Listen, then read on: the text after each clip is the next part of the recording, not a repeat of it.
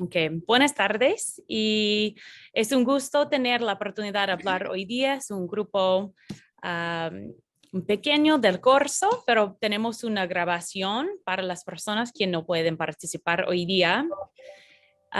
Es un gusto tener la oportunidad de comunicar con todos ustedes. Conozco sus nombres y es un gusto continuar esta conversación. Y hoy día tenemos la oportunidad reconocer el fin de nuestro curso, tener un poco de conversación con un experto en conservación de bosques en el Perú, quien está usando este mecanismo de carbono forestal. Y después tenemos una conversación pequeña sobre cómo continuar contacto con nuestro equipo aquí. Y aquí son mis láminas. Sí, entonces nuevamente gracias para su participación en todas las actividades en nuestro curso y muchas gracias a nuestro equipo en USAID y también en programas internacionales del Servicio Forestal para su apoyo y para la oportunidad de colaborar en esta actividad. Entonces tuvimos la oportunidad de crear este curso, comprendimiento de gestión de carbono forestal, y muchas gracias a todos ustedes quienes tuvieron la oportunidad de participar. Era un gusto tener la oportunidad de aprender de ustedes y recibir sus comentarios, cómo mejorar el curso, porque vamos a ofrecer el curso nuevamente afuera del Perú, pero también a otros actores en el Perú. Entonces es un gusto recibir sus comentarios, cómo avanzar este curso, porque también es un tema tan amplia, entonces hay muchas oportunidades de continuar aprendiendo juntos. Hoy día tenemos una presentación de CIMA y aquí es directora Lili Rodríguez y ella es la directora de Desarrollo Institucional y Investigaciones de CIMA. Y tuvimos la oportunidad de trabajar con Lili sobre unos años. Entonces, el ejemplo de CIMA es tan interesante usando este tema de carbono y cambio climático para mejorar y hacer sus esfuerzos más amplios en sus actividades, porque ellos tienen como 20 años en el Perú, pero obviamente los temas de cambio climático y carbono y cómo usar los bonos de carbono es más nuevo. Entonces es un tema tan interesante aprender cómo esta oportunidad está cambiando el modelo de las finanzas, de interacciones de este grupo. Y después tenemos la oportunidad de hacer una discusión con sus cuestiones. Entonces, por favor, si ustedes tienen algunas cuestiones durante cualquier momento en esta presentación, voy a organizar sus comentarios, sus cuestiones y después podemos tener una discusión con doctora Rodríguez sobre sus actividades y después vamos a terminar con agradecimientos y cerrar. Y yo tengo un otro proyecto para compartir con ustedes también para continuar la conversación con todas sus actividades profesionales. Entonces, me gustaría solo cubrir esta lámina nuevamente sobre nuestro curso juntos, las áreas temáticas, toda esta experiencia de octubre a enero. Los objetivos generales del curso, tenemos el objetivo hablar con fluidez y seguridad sobre los conceptos principales, la ciencia y razonamiento fundamental. Después, tener mayor conocimiento sobre los problemas esenciales en la gestión de las reservas de carbono con diferentes temas. El 3, tener herramientas para identificar las estrategias de gestión de carbono forestal. Y la última es tener mayor capacidad para evaluar las reservas de carbono de las tierras forestales. Entonces, solo para revisar los objetivos, tuvimos los módulos como así, un poco información para Lili también, los temas en el curso, porque es un tema tan interdisciplinario. Tuvimos muchos temas sobre ciencia, físicas, las políticas, mediciones, manejo de carbono forestal, iniciativas, herramientas y cómo comunicar en los temas. Entonces es una tema. Los temas son tan interdisciplinarios, entonces es un gusto tener un mixto de profesionales en este curso y continuar esta conversación hoy como crear cambios en nuestras instituciones y acciones con esta información. Y finalmente, me gustaría también mencionar la certificación. Entonces, todos ustedes que tuvieron la oportunidad de participar completamente en el curso, ustedes han recibido esta certificación.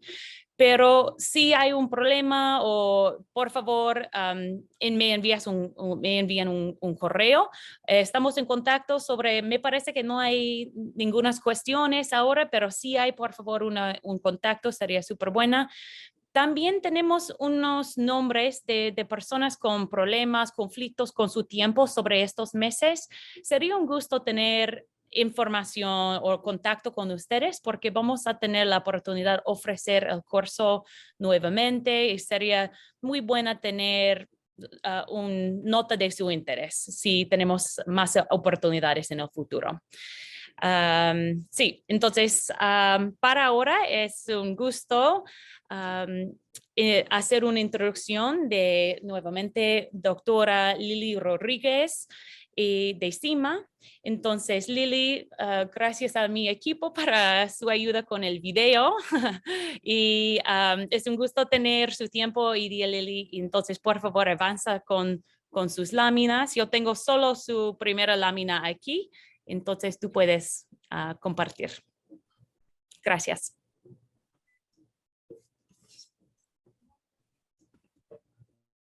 Ok, buenas tardes.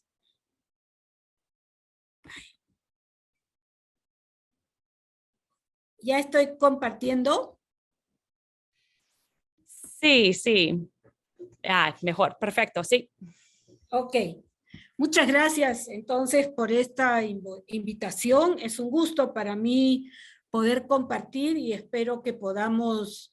yo he preparado una presentación, seguramente van a haber preguntas porque, como ya mencionó Loren, este tema empezó por el año 2007, por ahí, y poco a poco va aumentando las diferentes aspectos tanto de red como de las políticas y la ejecución del proyecto, ¿no? Entonces, creo que ya ustedes saben qué cosa es red, es reducción de emisiones causadas por deforestación y degradación de bosques. El más quiere decir conservación, cuando decimos es un proyecto Red Plus, es conservación, aumento de reservas de carbono, manejo de bosques, mejora de calidad de vida de comunidades. Este es un mecanismo que ha sido discutido en el marco del convenio marco para la lucha contra el cambio climático. Está hecho con la intención de premiar aquellos que de verdad reducen la emisión de CO2, de dióxido de carbono, es decir, de que evitan deforestación y degradación de los bosques.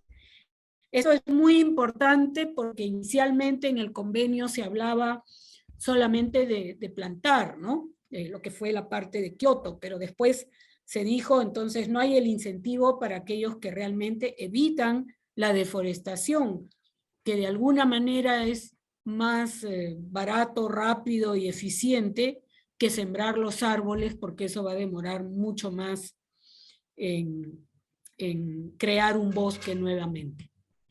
Bueno, no quiero extenderme mucho en esa parte, yo creo que ustedes ya han conversado bastante también sobre el carbono, dónde está el carbono, principalmente en el fuste de los árboles.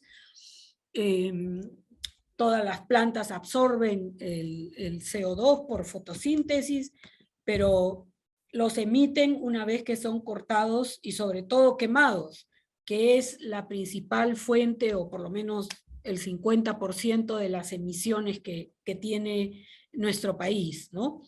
Entonces, también contribuimos nosotros al cambio climático.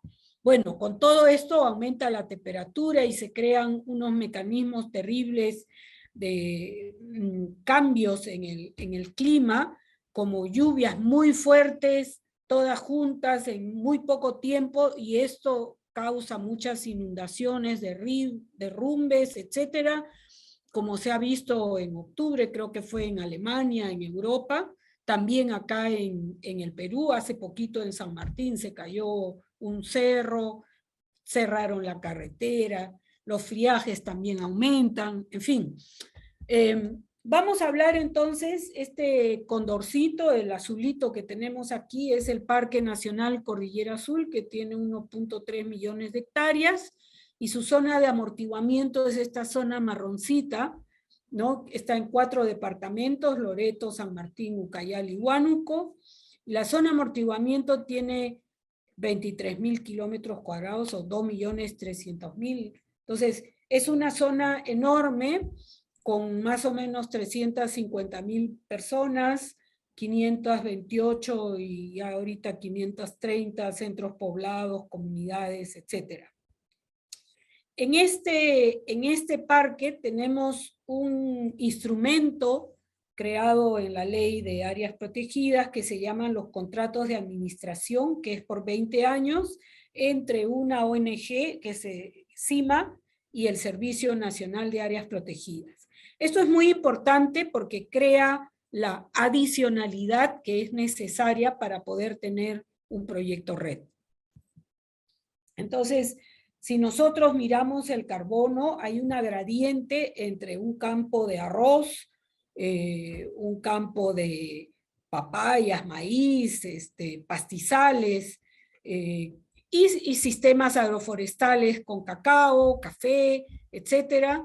Y por fin el bosque, que está ya en este caso dentro del parque, ¿no? Entonces hay una gradiente de carbono que va entre más o menos 11.8 toneladas de carbono por hectárea en estas hectáreas que tienen maíz, pastizales, etcétera, hasta 151 toneladas de carbono dentro del parque en una hectárea de bosque.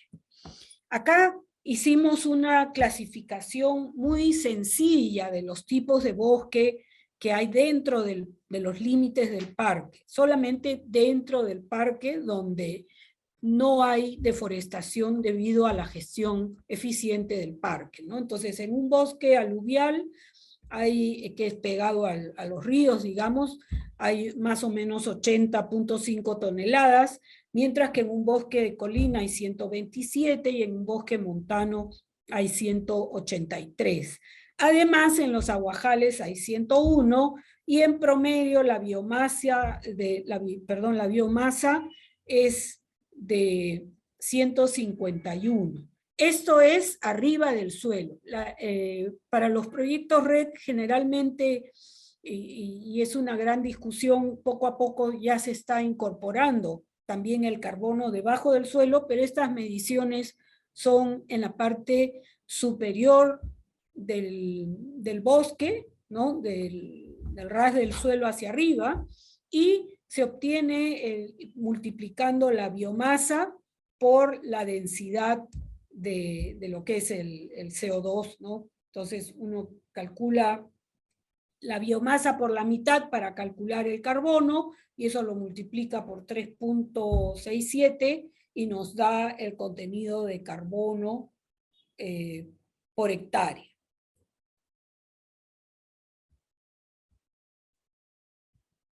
¿Cómo hemos, ay, no sé cómo, no sé si ustedes ven esta barra negra o soy yo solo? ¿No la ven? Sí, sí, todo está bien. Ok, entonces solamente para mostrar aquí cómo hemos hecho esas mediciones. Sí se hicieron efectivamente, se hizo un muestreo de una cantidad de más de 140, creo fueron las muestras de carbono, ¿no? Se midió principalmente los árboles, pero también la madera muerta y un poco de muestras de biomasa bajo el suelo, ¿no? Madera muerta en pie, es decir, troncos todavía en pie pero ya muertos, madera muerta en el piso y biomasa debajo del suelo.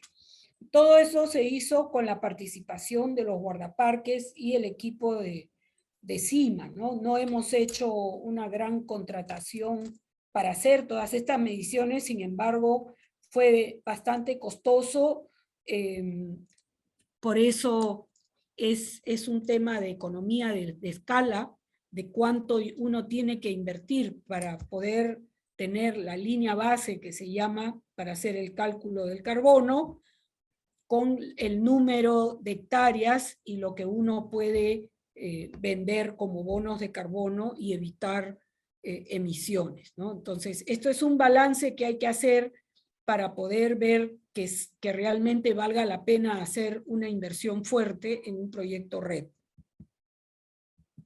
Ay, no quiere avanzar.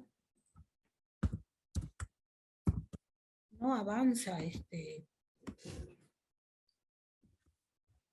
no sé por qué no avanza. Lili, a veces hay un... Ay, Ya. Está funcionando, sí. Entonces, nosotros consideramos dos tipos de variables. Las variables estáticas, que es la elevación, la pendiente, el tipo de suelo, los hábitats, los recursos, digamos, distancia a fuentes de aguas, etcétera. Y las variables dinámicas, que son las que nos van a dar precisamente las zonas de deforestación, ¿no? Que tiene que ver con la distancia a las comunidades, a los centros de acopio, a los mercados, a los servicios y las distancias a los de acceso, a rutas de acceso que son los senderos, las trochas, las carreteras. Estos son como las variables importantes que se pueden, que se toman en cuenta. Ay, perdón. Entonces, con todo esto se identifican, se hace este modelamiento. Aquí tenemos, por un lado, la zona del proyecto en sí, que es el parque, y otra zona que es la región de referencia. La región de referencia incluye el mismo parque, tiene 3.8 millones de hectáreas, que es el parque, más algunos, no todos los distritos de la zona de amortiguamiento. Ustedes ven aquí unas zonas un poco negras en medio de lo que es el parque, en medio de lo que es todo este mapa. Estas zonas negras son zonas que no se han considerado porque son zonas de derrumbes, entonces ahí no se han hecho muchas mediciones, ¿no? Las zonas más bien rojitas y amarillas son las zonas de mayor amenaza de deforestación. Entonces, se ha tomado como periodo de referencia la deforestación entre 1989 y 1999 y se ha hecho una simulación al año 2003 que se validó con la deforestación del año 2003. Y la herramienta que se usó es Land Change Modeler, ¿no? Que se ha hecho para evaluar cuáles son los drivers de deforestación y hacer los mapas de vulnerabilidad. Entonces, aquí tenemos las áreas vulnerables según el agente dinámico que es crecimiento de vías, que es uno de los más importantes, donde entonces podemos ver aquí unas líneas celestitas que nos están proyectando por dónde avanzaría la deforestación, y las amarillitas son las áreas que van a aumentar con el tiempo. Aquí tenemos la otra variable que es población. Hemos usado dos tipos de variables: carreteras, aumento de acceso, y crecimiento poblacional, que es lo que mayor deforestación causa. Entonces, aquí se calculó por cada persona o familia adicional, aumenta en 2.2 hectáreas la deforestación, principalmente esto en la zona de amortiguamiento, ¿no? Pero con esto hemos hecho la proyección y con los datos oficiales de población y de proyección del INEI, hemos hecho la proyección de la deforestación, combinando en el modelo población y crecimiento de carreteras. Entonces, aquí estamos localizando dentro del... Este blanco es el límite del parque y ahí se ven las zonas que se deforestarían si no hubiese proyecto. Y acá tenemos estas barras verdes que nos están proyectando la deforestación, que obviamente conforme avanza la población y las carreteras aumenta la deforestación, entonces es creciente a lo largo del tiempo la proyección de deforestación. Aquí solamente para mostrarles en la vida real los datos, por ejemplo, esto es en el Valle del Ponasa, ¿no? Esta es en verde, aquí arriba tenemos la línea de cómo ha ido disminuyendo el bosque. Aquí en azulito tenemos la línea de cómo va disminuyendo la precipitación y en rojito cómo va aumentando la población. Entonces, no es tan fácil hacer las relaciones directas, pero sí ha habido una disminución de, digamos, del promedio de precipitación, ¿no? Entre los diferentes años. Entonces, de 1200 a 800 más o menos, ¿no? Ha bajado la precipitación conforme baja. No, tengamos en cuenta que estamos hablando de una parte entre Tarapoto y Picota y el parque y Juanjuy, hay un bosque seco, ¿no? Entonces no es una zona que normalmente ya era muy lluviosa, pero ha ido disminuyendo todavía más las lluvias, aunque vienen ahora cada vez más juntas. Entonces, esto es para explicar en breve cómo es con el proyecto RED, la proyección de deforestación, las emisiones evitadas, y la línea de arriba es lo que sería sin el proyecto RED. Aquí a la izquierda arriba tenemos el mapa de deforestación más reciente, creo, en rojo. Ustedes pueden ver ahí cómo ha avanzado la deforestación y está en el lado oeste, muy pegadito al límite del parque, ¿no? En el otro lado, que es este es el Valle del Guayaga. En el lado derecho está el Valle del Ucayali, donde es población indígena, es selva baja, hay comunidades nativas y no hay carreteras. Entonces la deforestación es mucho menor y aumenta, pero no tanto como en la zona del Guayaga.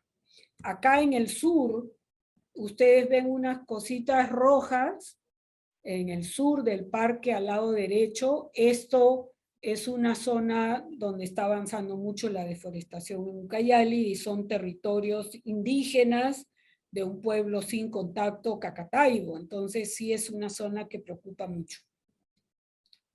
Y hay deforestación con cultivos ilegales, ¿no? Con coca.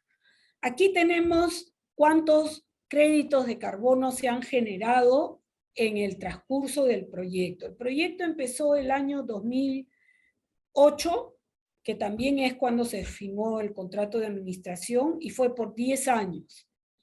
En esos 10 años se generaron, aquí abajo tenemos 25 millones de BCUs o créditos de carbono. Fíjense que aquí tenemos, arriba en la primera fila tenemos lo que se había estimado, que eran 15 millones. Acá las emisiones validadas, cada cierto tiempo, cada 2, 3 años se hace una validación que la hace un tercero, y esto lo acredita Verra, que es todo esto que estamos hablando está en el mercado voluntario de carbono, ¿no? Entonces todavía no existe algo oficial por parte del gobierno peruano, que recién se está haciendo, pero aquí tenemos Entonces, 28 millones de emisiones, 28.9, casi 29. Lo removido realmente es 28 millones y se le descuenta 2.800, que es el buffer, que es la deforestación que ha habido en la zona buffer. Entonces nos quedan los 25 millones. Eso es cómo se calculan los créditos o la reducción de emisiones verificadas, la reducción de emisiones de CO2. Entonces, el proyecto RED que tiene CIMA es igual al contrato de administración que tenemos con el CERNAM. O sea, los resultados y los objetivos del proyecto son equivalentes, ¿no? Entonces, uno es fortalecer la estrategia de protección del parque, tenemos un resultado de protección del parque y monitoreo satelital de la deforestación. Otro es usar el modelo participativo para involucrar a las comunidades y otras partes interesadas en la gestión y en la sostenibilidad financiera del parque y también en mejorar la calidad de vida de las personas, ¿no? Entonces tenemos una serie de actividades, investigaciones, desarrollo de turismo, implementación de una estrategia de acercamiento para capacidades locales que tienen que ver con la conservación, pero también con el apoyo a actividades económicas sostenibles en la zona de amortiguamiento para la población que existe, que es vecina al parque, y que de hecho participa mediante acuerdos de conservación en la gestión del área, por ejemplo, en patrullajes, tienen sus comités de vigilancia, etcétera, pero también reciben beneficios del proyecto RED, ¿no? Entonces, y la sostenibilidad financiera del parque, que es como el objetivo mayor, de más largo plazo que se quiere lograr con este proyecto RED. Entonces, el proyecto se desarrolló, digamos, la metodología de medir y todo eso entre el 2008 y el 2012 por CIMA y el Field Museum de Chicago para buscar la sostenibilidad financiera del parque. Como ya mencioné, tenemos 2 estándares internacionales a los cuales hemos calificado. Uno es el certificado de reducción de emisiones, que es el BSS, y el otro es el CSB, que es Clima, Comunidad y Biodiversidad. Es decir, que no solamente estamos conservando el stock de carbono, sino también estamos contribuyendo al clima, a la comunidad, al mejoramiento de la comunidad, de la calidad de vida de las comunidades y a la conservación de la biodiversidad, puesto que estamos en un parque nacional donde hay protección de la biodiversidad que tiene un alto valor. Entonces, esta línea base fue extendida hasta el 2020 por el Ministerio del Ambiente y ahorita estamos en pleno proceso para verificar lo que se ha trabajado entre agosto del 2018 y diciembre del 2020. Es decir, que van a ser más que 25 millones los que se han generado en el Parque Cordillera Azul por su protección con el proyecto RED. Entonces, una vez que uno genera los BCUs, los puede vender. Entonces, esto se puso a la venta, se empezó a poner a la venta el 2012 más o menos, y se vende a personas o empresas en el mercado, sobre todo internacional, porque estamos hablando de millones de créditos de carbono. Reducen las huellas de carbono de las empresas que compran, pero también estos compradores no pueden ser pasivos, ¿no? Entonces nosotros nos fijamos de que los compradores tengan su propio plan para ir reduciendo emisiones en el tiempo. Es decir, ellos, por ejemplo, si es una empresa petrolera, en un año no van a reducir sus emisiones porque tienen que hacer un cambio a qué se van a dedicar a energías más limpias para poder reducir sus emisiones. Entonces, eso va a demorar años, 10 años, todas las metas que tiene el convenio están al 2030 y al 2050. Entonces, estas empresas se comprometen en esos periodos y mientras tienen que ir comprando mientras van cambiando sus tecnologías, etcétera, para reducir las emisiones. Aparte, nosotros acá tenemos estas bolitas, manchitas verdes que ven en el mapa alrededor del parque, son las comunidades con las cuales CIMA ha trabajado, planes de calidad de vida, zonificación de sus territorios para hacer mejor uso de los recursos, etcétera, y también algunas actividades económicas. Los ingresos de las ventas de los créditos de carbono, todos se utilizan en el contrato que tenemos con el Estado para administrar el parque. Acá tenemos un cuadrito que es súper interesante, porque nosotros tenemos en estas líneas azules, celestes, son las contribuciones del USAID, que desde el año 2003 apoyó a la gestión del parque hasta el año 2014, en que por fin pudimos vender créditos de carbono, están en color guinda, y a partir del 2014 en adelante, esto está hasta el 2018, pero ya es para siempre, ¿no? Estos fondos principalmente vienen de la venta de los créditos de carbono. Tenemos acá en naranja, quien empezó con nosotros fue la Fundación More, que nos ayudó muchísimo en la gestión del parque. También han habido otros fondos de la Fundación MacArthur, la Cooperación Española, diferentes, ¿no? Ahorita trabajamos con pequeños fondos de PNUD, trabajamos con fondos de Andes Amazon Fund también.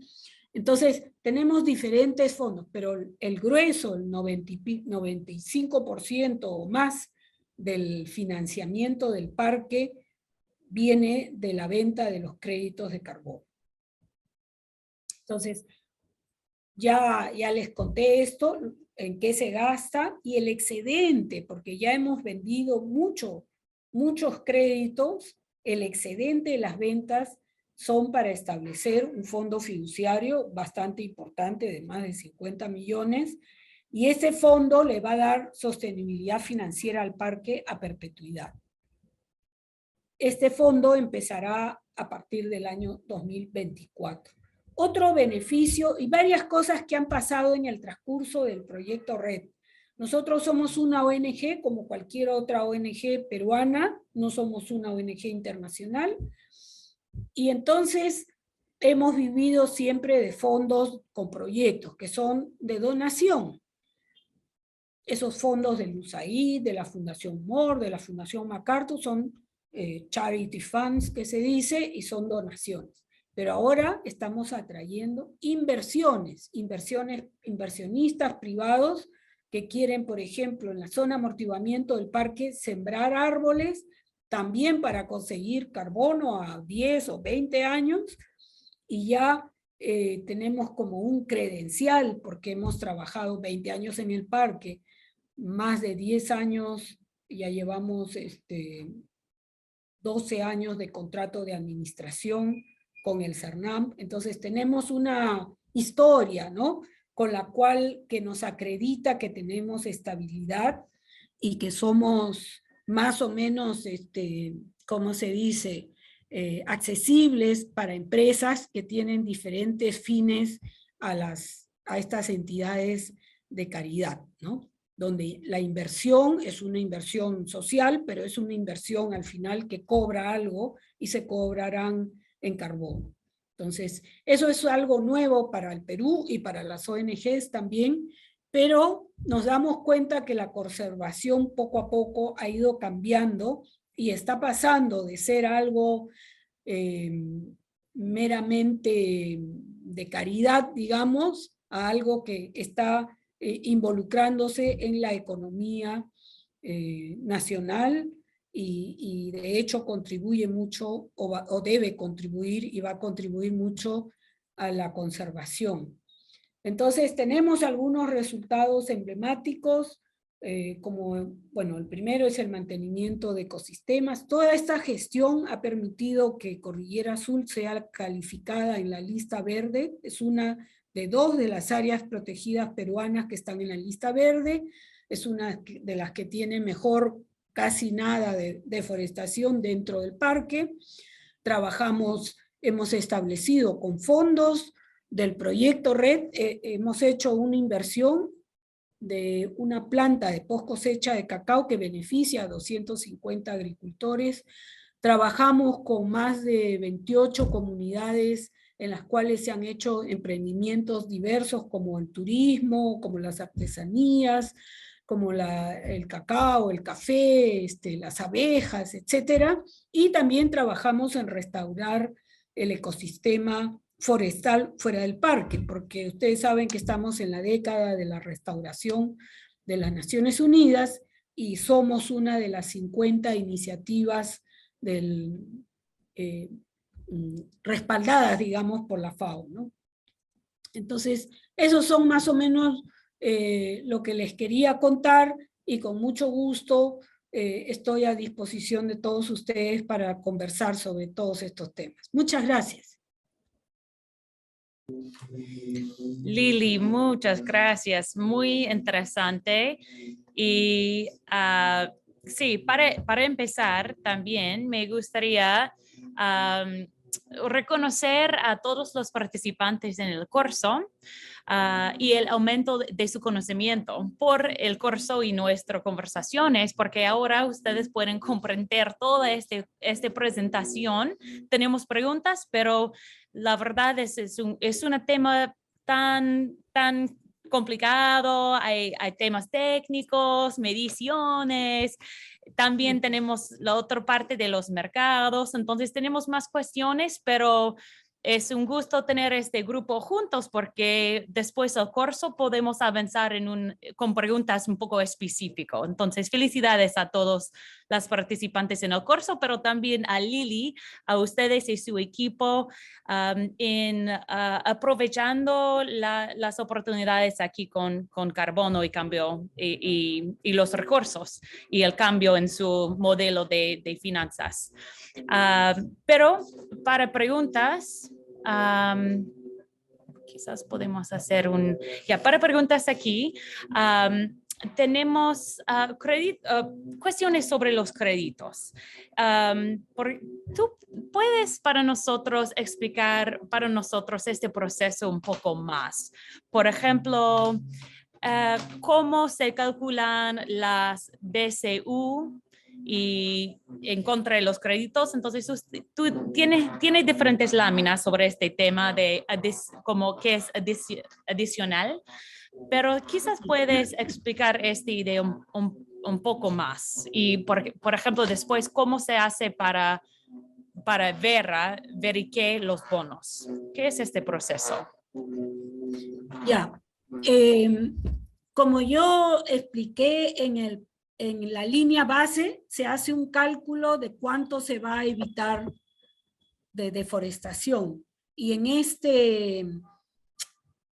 este cálculo se identifican las áreas y más o menos el número de hectáreas, y con este número y con la cantidad de carbono por hectárea, por tipo de ecosistema, es que nosotros podemos calcular cuánto se ha evitado de emisiones, cuánto se ha evitado de deforestación, básicamente, porque no medimos, hay que ser bien sinceros, ¿no? No medimos degradación. Es muy difícil medir degradación y solamente medimos deforestación. Entonces, yo no me acuerdo ahorita si son algo de 60.000 hectáreas, algo así que se ha calculado, qué es lo que se ha evitado, y con eso se calculan los BCUs que se generan. Eso es más o menos la forma, ¿no? O sea, se calcula cuántas hectáreas se han evitado. Esto se hace una verificación cada 2 años o cada año, dependiendo las exigencias de los compradores también. Y nosotros hasta ahora hemos hecho, si no mal recuerdo, 5 verificaciones en estos 10 años, o sea, cada 2 años más o menos hemos hecho una verificación. Hay una lista de empresas que califican, son empresas internacionales todas, Hemos trabajado con una empresa española por varios años, pero ya esta última verificación hemos usado 2 o 3 empresas diferentes, ¿no? Entonces, estas empresas trabajan, nosotros contratamos a una empresa que hace los cálculos de deforestación y otra empresa que hace la verificación. Estas empresas, entre ellas, interactúan y nos dicen, esto es lo que se ha evitado. En eso que se ha evitado hay un descuento, como ustedes vieron en el cuadro. Hay un descuento porque hay derrumbes, hay derrumbes, hay un poquito de deforestación muy pequeño, ¿no? Y todo esto se descuenta y se descuenta también un porcentaje de la deforestación que ha ocurrido en la zona buffer, en la zona alrededor. Entonces, con estos descuentos ya se tiene el cálculo neto. Y este neto es equivalente por fórmula, ¿no?, a los BCUs. Es una fórmula, yo he mostrado algo muy simple, pero hay unos pequeños, sí se hace el detalle del tipo de ecosistema, etcétera, etcétera, ¿no? Y así se calcula. ¿Y los BCUs Sí, crean los créditos? ¿Es igual el monto? sí. Un BCU es igual a una tonelada de carbón. Muy bien, muy bien. Entonces, gracias. Tenemos también cuestiones sobre verificación, entonces me parece que Sí, tú mencionaste este tema, pero hay diferentes actores, ¿no? En verificación o creando el proyecto y después un actor de verificación. sí. Pero ustedes tienen la capacidad de crear un proyecto o tienes otro, ustedes tienen un grupo ayudando en este proceso de creando el Sí. proyecto, ¿sí? Bueno, cuando empezamos el 2007 con la idea, todavía no existían las metodologías como están ahora bien establecidas en Verra, ¿no? Entonces, se contrató primero a una empresa, no nos gustó la metodología, porque era muy poquito lo que calculaba y solamente, o sea, hay que tener en cuenta cómo se hace la línea base. Este es un tema súper importante, ¿no? Porque ahora el Perú está haciendo su línea base también. Y cada proyecto red ha hecho su propia línea base.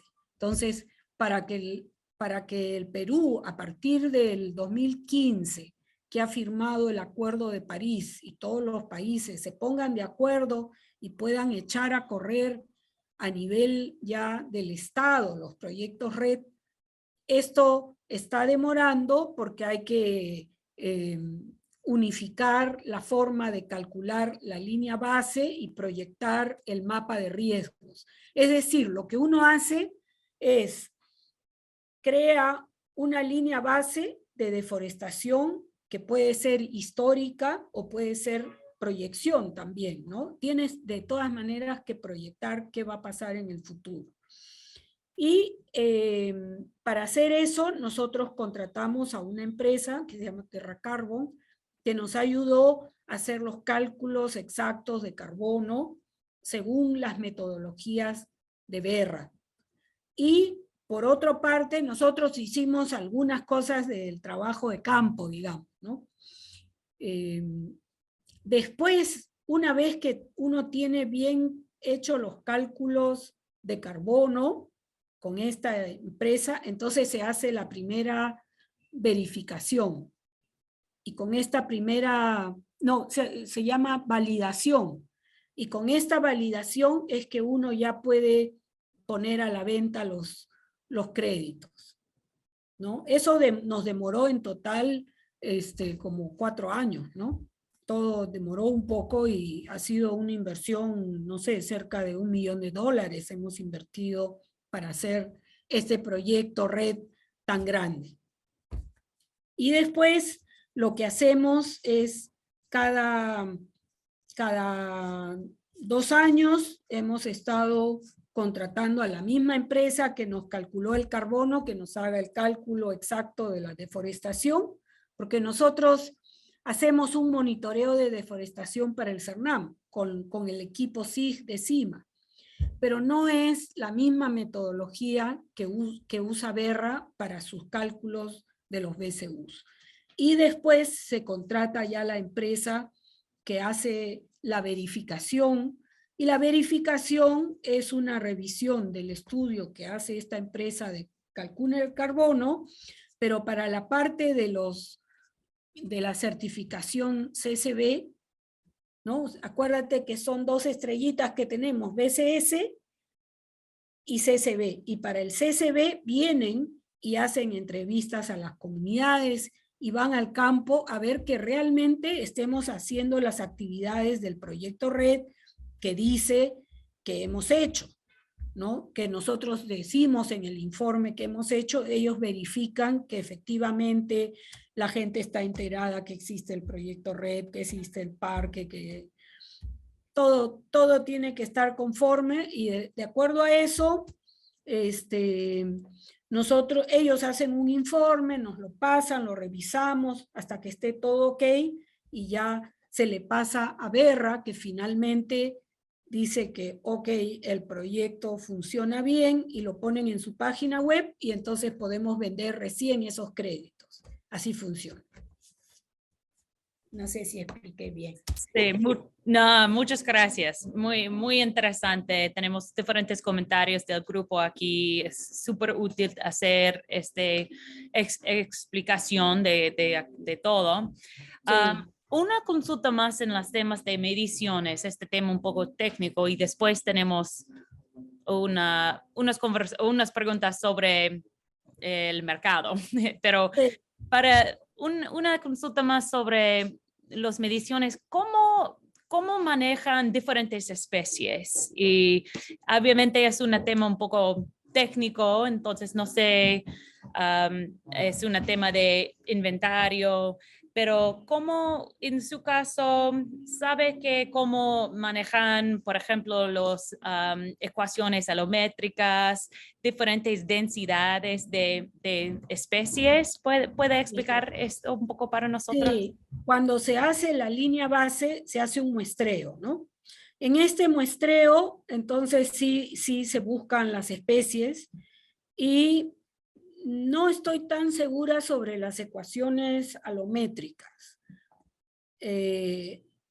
Mejor dicho, no sé cuáles se han usado para las ecuaciones alométricas, pero para la densidad hay una publicación muy famosa de Chávez 2004, creo que es, que tiene por géneros, no por especies, sino por géneros, han hecho una recopilación de literatura de todas las mediciones que se han hecho en el mundo sobre la densidad de las diferentes especies, y con esto principalmente es que se calcula la cantidad de carbono, porque la cantidad de carbono depende mucho de, pues si es un chihuahuaco que tiene creo que 0.8, es muy diferente que un palo balsa que tiene 0.22, 23 creo, ¿no? Entonces la cantidad de carbono varía de acuerdo a la densidad de la madera, y la densidad de la madera también está muy relacionada a la velocidad de crecimiento del árbol,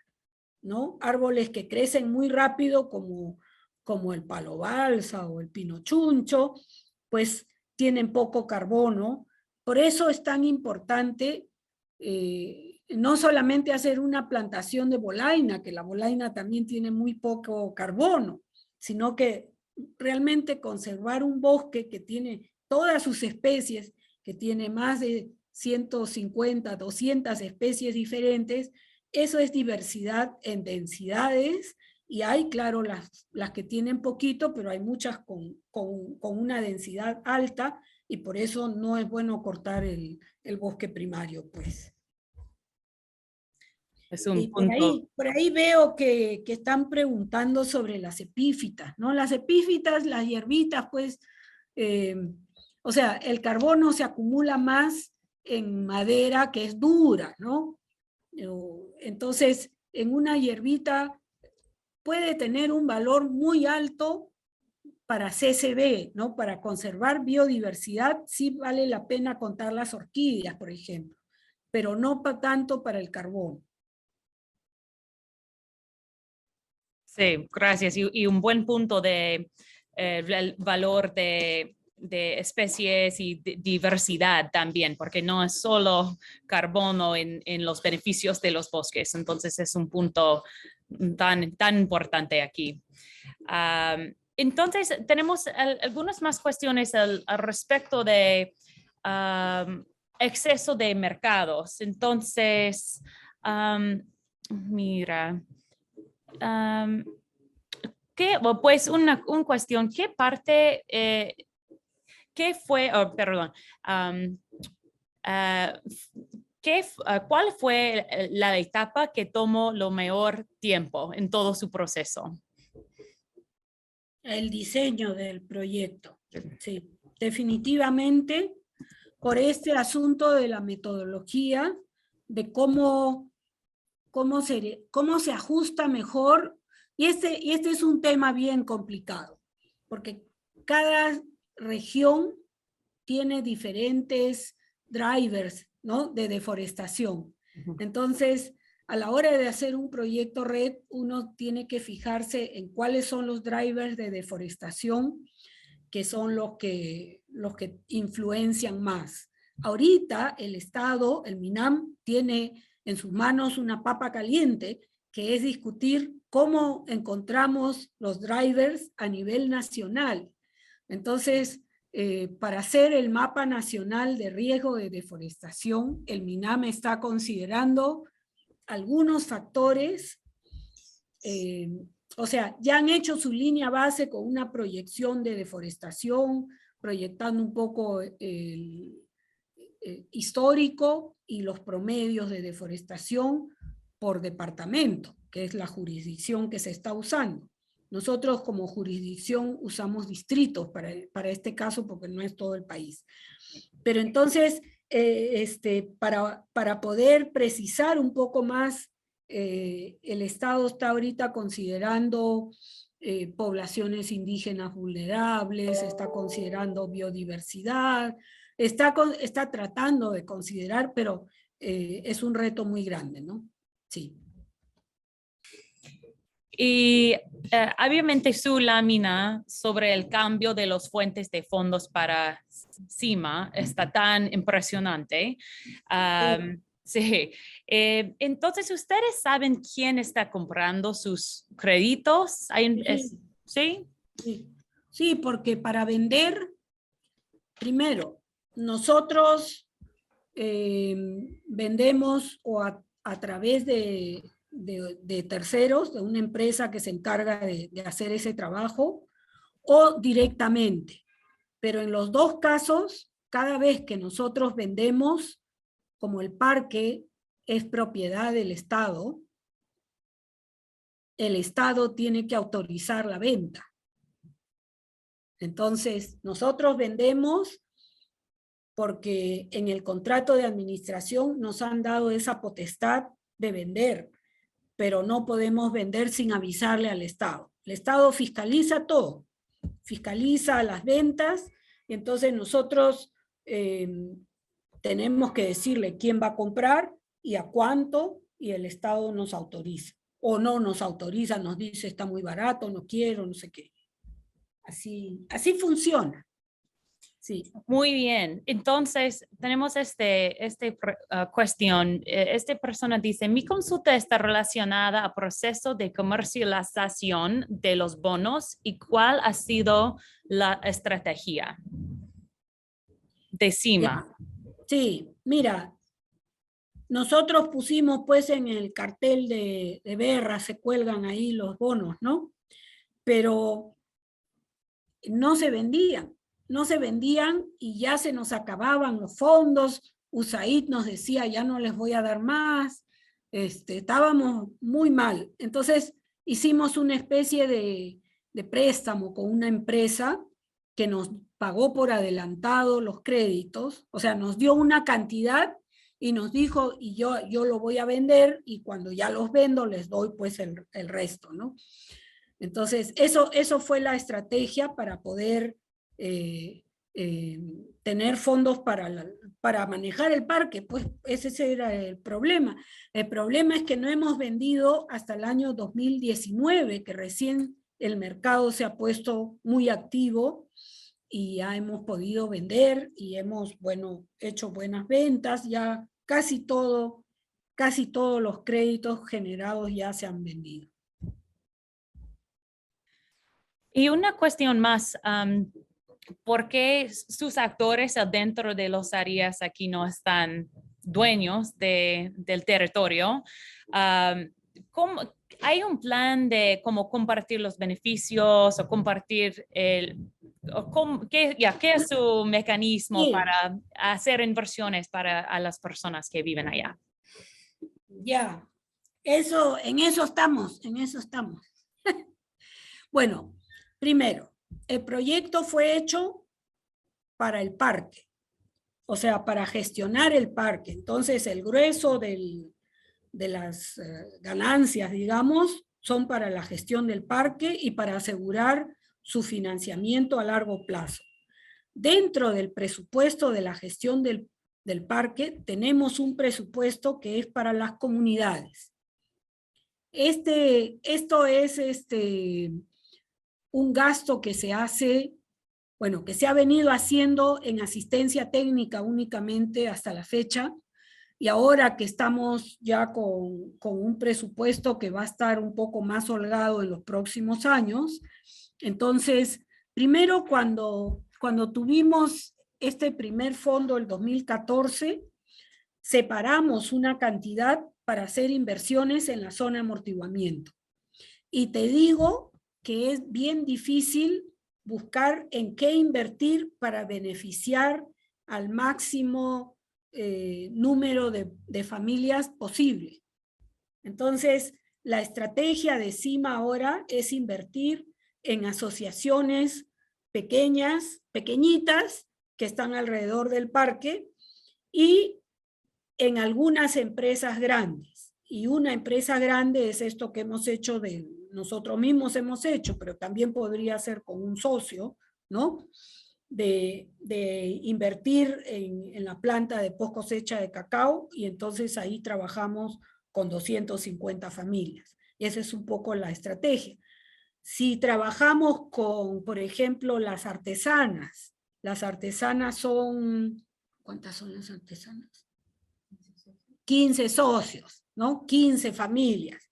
Entonces, ahí va a ser otra escala mucho más pequeña, porque además, y esto es un tema que uno aprende en proyectos de desarrollo, de cooperación, tú no puedes darle un montón de plata a alguien que no está acostumbrado a manejar poquitos fondos, ¿no? Entonces, tiene que ser poco a poco. Entonces, es un aprendizaje también para nosotros de cómo hacer este trabajo, ¿no? Que lo hacemos fuera del parque, porque dentro del parque no hay población, ¿no? No hay comunidades dentro del parque. Entonces, con los vecinos trabajamos. Sí, pues entonces, Lili, un gusto tener la oportunidad de aprender de ustedes, de su organización. Muchas gracias para su tiempo hoy día preparando esta presentación, y tenemos esta oportunidad súper rico, súper buena para aprender de los proyectos funcionando para sus objetivos como una organización. Entonces es muy interesante, y entonces gracias por su tiempo. Un gusto. Listo, gracias. Sí, entonces quizás si está bien, puedo compartir su contacto a nuestros participantes, y solo tengo como unas láminas más para finalizar, porque solo para compartir próximas etapas para nuestros participantes, para continuar con nuestro programa. Tenemos un recurso, está abierto, es libre, disponible para todas las personas, porque tenemos ahora este curso y los materiales en español, vamos a poner y estamos poniendo los materiales nuevos en español en este sitio del web. Vamos a crear un espacio para los recursos del curso, incluyendo esta grabación. Entonces, yo recibí comentarios de si ellos pueden tener acceso a esta grabación y las láminas. Entonces, con permisión de Lili, podemos poner la información aquí y enlaces directamente a CIMA para aprender un poco más de sus actividades, pero también tenemos los videos del curso, diferentes imágenes para, por ejemplo, aquí es la idea de Lili, de sus proyectos de como evitar conversión, el concepto de adicional sobre tiempo. Entonces, tenemos diferentes ejemplos y ahora un poco más está en español. Entonces, es un recurso. También estoy súper contenta compartir que tenemos un proyecto nuevo, una red de aprendizaje sobre carbono forestal y clima en Latinoamérica. Y eso es con nuestros colegas en USAID y programas internacionales de Servicio Forestal de los Estados Unidos. Y es para crear una serie de webinars con expertos. Entonces, como Lili y diferentes actores, pero en una manera vamos a crear como 6 sesiones de este julio al junio de 2023. Estamos planeando ahora, entonces si ustedes tienen sugerencias, ideas de expertos, queremos cubrir diferentes temas. Los ejemplos de CIMA son perfectos porque tenemos monitoreo, mediciones, programas, carbono en sitio, diferentes tipos de bosques, como las temas de ecuaciones alométricas y diferentes tipos de incentivos. Entonces, por favor, esperan por un poco más información sobre eso, pero estamos en el proceso de planeando todo. Entonces, si tienen sugerencias, sería un gusto, pero completamente libre para todas las personas. Entonces, por favor, esperan para un poco más información en este tema. También tenemos webinars, son en inglés, pero si tienes un interés, tenemos como 2 más en esta serie es de un grupo aquí en los Estados Unidos, pero muchos diferentes temas. Y sí están en inglés, pero si tienes interés, está disponible y gratis.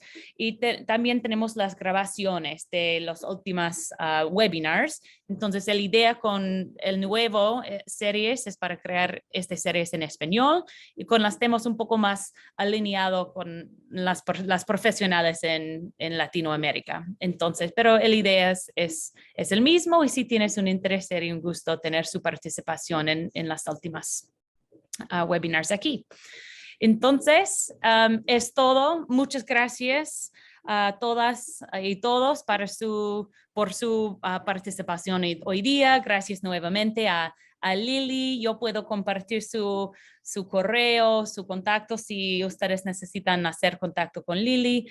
Mi correo está aquí y nuevamente gracias a todos los participantes y USAID, US Forest Service para su colaboración y aporte para este esfuerzo. Entonces, gracias a todos. Tengan un súper buen día. Gracias, Lili. Chao a todos, todas.